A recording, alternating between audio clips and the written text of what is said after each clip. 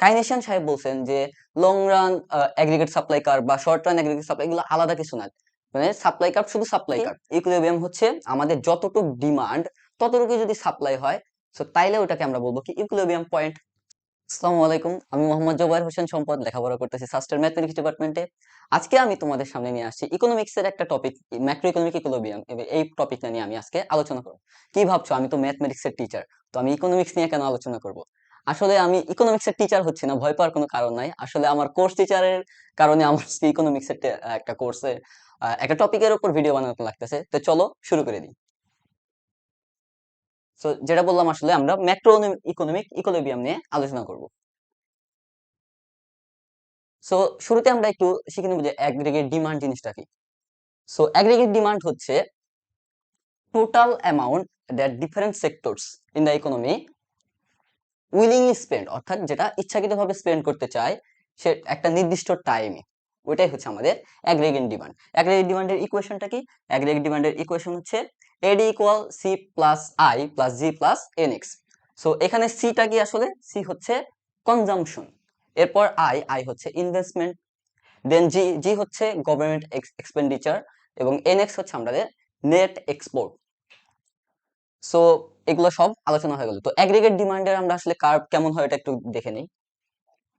আমরা জানি যে কোনো ডিমান্ড কার্ভ অলওয়েজ কি হয়, ডাউনওয়ার্ড স্লোপিং হয়, তাই না? সো আমরা অ্যাগ্রিগেট ডিমান্ডের হচ্ছে যে কার্ভটা দেখবো, এখানে হচ্ছে প্রাইস লেভেল থাকবে ওয়াই অ্যাক্সিস বরাবর, এবং আমাদের এক্স অ্যাক্সিস বরাবর থাকবে হচ্ছে ওয়াই। ওয়াইটা কি? আসলে জিডিপি। এই জিডিপি হচ্ছে আসলে রিয়েল জিডিপি। ওকে, এখানে খেয়াল করো, এটা ডাউনওয়ার্ড স্লোপিং। এটা তারা কি মিন করতেছে? যখন আমাদের প্রাইসটা কম P1, তখন আমাদের জিডিপিটা আছে কত? অনেক বেশি, অর্থাৎ প্রাইস কম, জিডিপি বেশি। এরপর প্রাইসটা আরেকটু বেড়ে গেল, জিডিপি কি হলো? একটু কমে গেল। এরপর প্রাইস আরেকটু বাড়লো, জিডিপি আরো কমলো।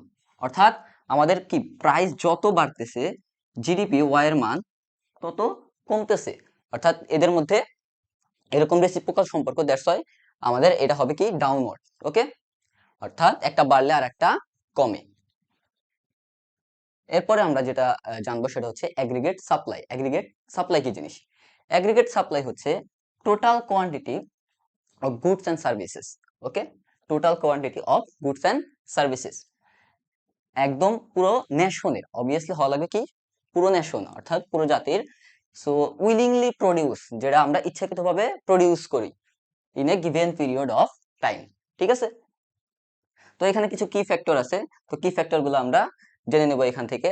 তো একটা হচ্ছে labour supply, then capital stock, then natural resources, তারপর technical and innovation, technology and innovation, then হচ্ছে প্রোডাক্টিভিটি, এরপর ইনপুট কস্ট, দেন হচ্ছে government policies and regulations, then expectation of producers, তারপর institutional and structural factors. Okay, এরপরে আসো aggregate supply curve আসলে কেমন হয়। সাপ্লাই কার্ভ আমরা জানি অলওয়েজ কি হয়, তোমার আপওয়ার্ড হয়, তাই না? Upward sloping. সো এখানে খেয়াল করো, এটা যে আমরা স্লোপ আঁকছি, এটা মেইনলি হচ্ছে কাইনেশিয়ান হচ্ছে অ্যাগ্রিগেট সাপ্লাই কার্ভ। তো আমরা নরমালি কি জানতাম যে long run aggregate supply curve কি হয়, একদম ভার্টিক্যালি থাকে, একদম হচ্ছে উলম্ব বরাবর থাকবে, তাই না?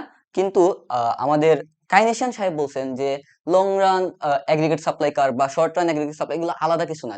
মানে সাপ্লাই কার্ভ শুধু সাপ্লাই কার্ভ, এই কথাটা হচ্ছে কাইনেশিয়ান সাহেব বলছেন। সো উনি কি বলছেন যে সাপ্লাই কার্ভ হবে হচ্ছে এইরকম, যেখানে এইখানে দেখো এই পর্যায়ে আসা জিনিসটা কি ভার্টিক্যাল হয়ে গেছে না?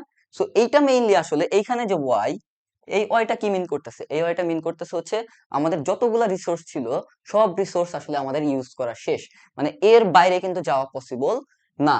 সো এই জন্য হচ্ছে এই ক্ষেত্রে আসা জিনিসটা হয়ে যাবে ভার্টিক্যাল।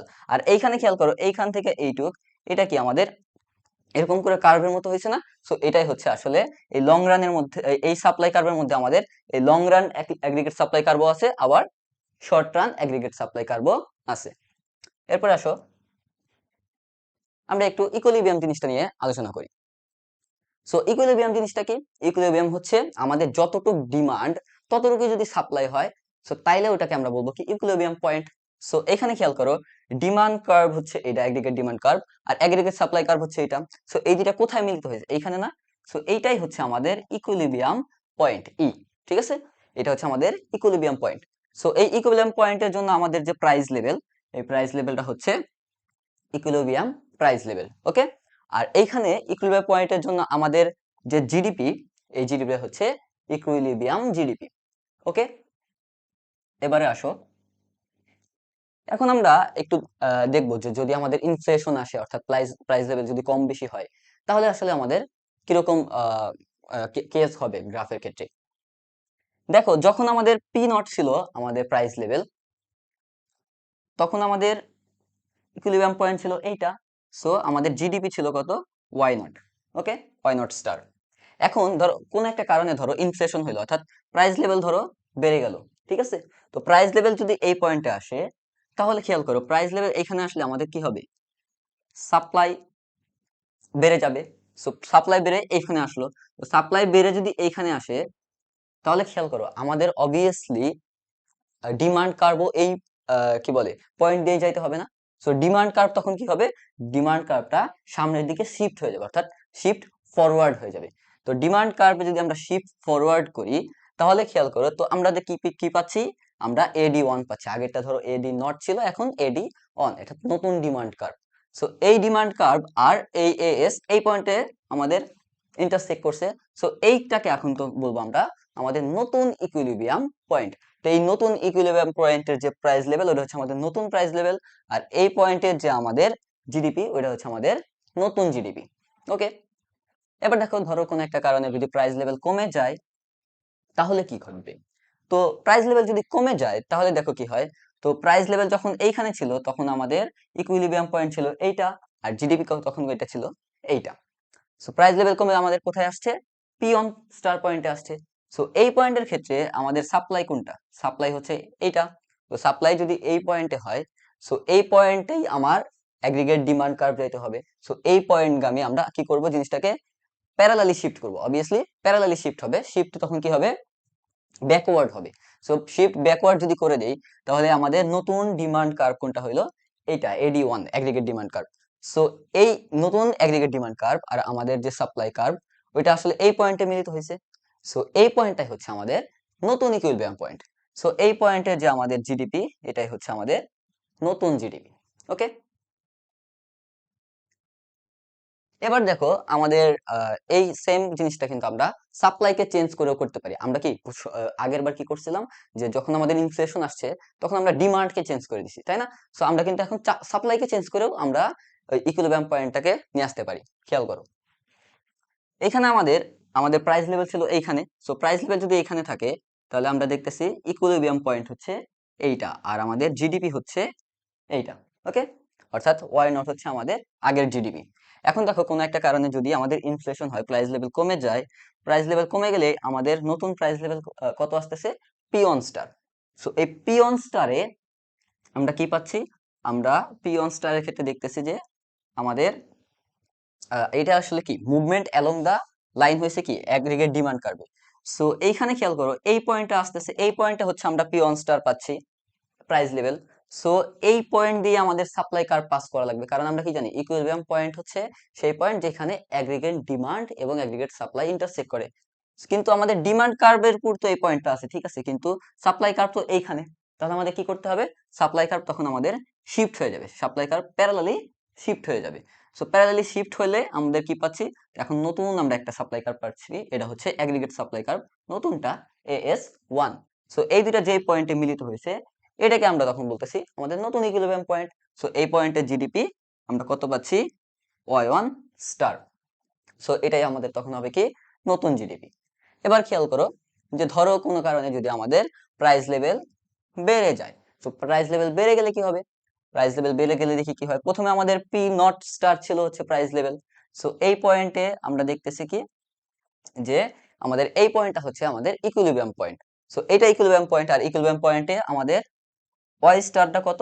ওয়াই স্টার হচ্ছে এইখানে যে এইটা, এটা হচ্ছে ওয়াই স্টার, অর্থাৎ ওয়াই না স্টার। এটা হচ্ছে আমাদের কি কি বলে রিয়েল জিডিপি, ওকে? সো ধরো ইনফ্লেশন হলো, আমরা ইনফ্লেশনের কারণে নতুন একটা প্রাইস লেভেল পাইলাম, এটা হচ্ছে peon star. So P on star হচ্ছে দেখা গেছে যে আমরা পি অন স্টার পয়েন্টে আমাদের অ্যাগ্রিগেট ডিমান্ড কার্ভে কোথায় সেট করতেছে, এইখানে সেট করছে, তাই না? সো এই পয়েন্ট দিয়ে আমাদের obviously aggregate supply curve pass করতে হবে, কিন্তু এই পয়েন্ট দিয়ে তো পাস করে নাই। তাহলে কেমনে পাস করানো যায়? তাহলে আমাদের সাপ্লাই কার্ভটাই কি হবে, উপরে উঠে যাবে, তাই না? সো সেই জন্য আমরা বলতেছি কি এটা শিফট আপওয়ার্ড। ওকে, সো এটা আপওয়ার্ডলি শিফট হয়ে গেল। তো শিফট হইলে আমরা কি পাচ্ছি, এই যে এই পয়েন্টে হচ্ছে আমাদের অ্যাগ্রিগেট সাপ্লাই কার্ভ আর ডিমান্ড কার্ভ ইন্টারসেক্ট করছে। সো এই পয়েন্টকে আমরা তখন বলতেছি কি আমাদের নতুন ইকুইলিব্রিয়াম পয়েন্ট। সো এই ইকুইলিব্রিয়াম পয়েন্টে পি অন স্টার হচ্ছে ইকুইলিব্রিয়াম প্রাইস লেভেল, আর এই পয়েন্টের যে ওই ওই ওইটা হচ্ছে ইকুইলিব্রিয়াম জিডিপি। এখন খেয়াল করো, এটা তো তুমি গ্রাফের মাধ্যমে বুঝলা, তাই না? সো আমাদের এই রিলেটেড ম্যাথও আসতে পারে। সো ম্যাথ কিরকম আসতে পারে, ধরো হচ্ছে ও এর ইকুয়েশন, সরি, অ্যাগ্রিগেট ডিমান্ড কার্ভের ইকুয়েশন দেওয়া থাকলো, তোমার হচ্ছে অ্যাগ্রিগেট সাপ্লাই কার্ভের ইকুয়েশন দেওয়া থাকলো। সো এখান থেকে ধরো জিজ্ঞেস করলো যে আসলে আমাদের রিয়াল জিডিপি কত, ইকুইলিব্রিয়াম জিডিপিটা কত, তো আমরা এটা কিভাবে বের করব? তো আমরা ওই দুইটা ইকুয়েশন সলভ করে সো ইন্টারসেক্টিং যে পয়েন্ট পাবো, ওই পয়েন্টে যে ওয়াই এর মান, ওটাই হচ্ছে আমাদের তখন কি হবে, রিয়াল জিডিপি। সো আমি খুব শর্টলি আলোচনা করার ট্রাই করছি। আমি অবভিয়াসলি ইকোনমিক্স এর মেজর কোর্স পড়ি না, সো আমার জ্ঞান খুবই কম এই বিষয়ে। তবে তারপরেও আমি যতটুকু পারি আলোচনা করার ট্রাই করছি। আশা করি সবাই ভালো লাগছে। সবাই ভালো থাকেন, সুস্থ থাকেন। আসসালামু আলাইকুম।